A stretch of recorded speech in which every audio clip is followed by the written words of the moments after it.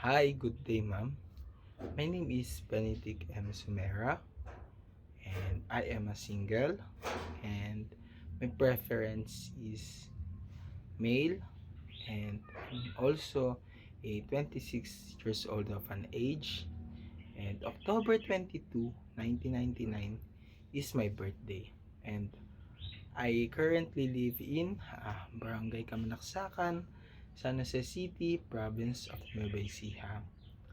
And we will talk about in my religion, and I am a born again Christian, and proudly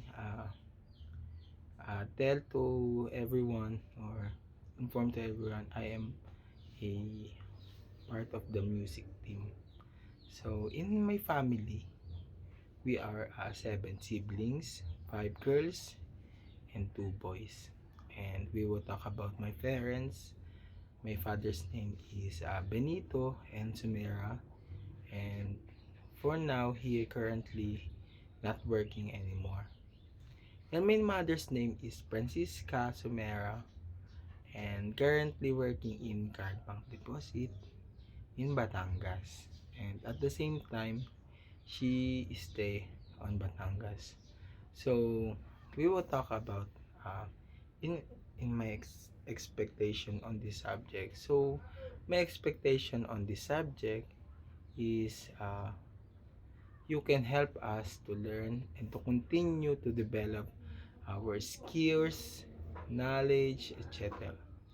So for me, regarding on gadgets, I have already a laptop, cell phone that I will use in my study. So, and I think regarding on submission of output, it's better for me online because it can help us to lessen expenses like print, ganon.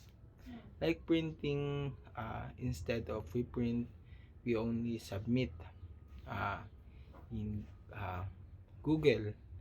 I mean in Google Classroom. At the same time, especially for me, I am a working student.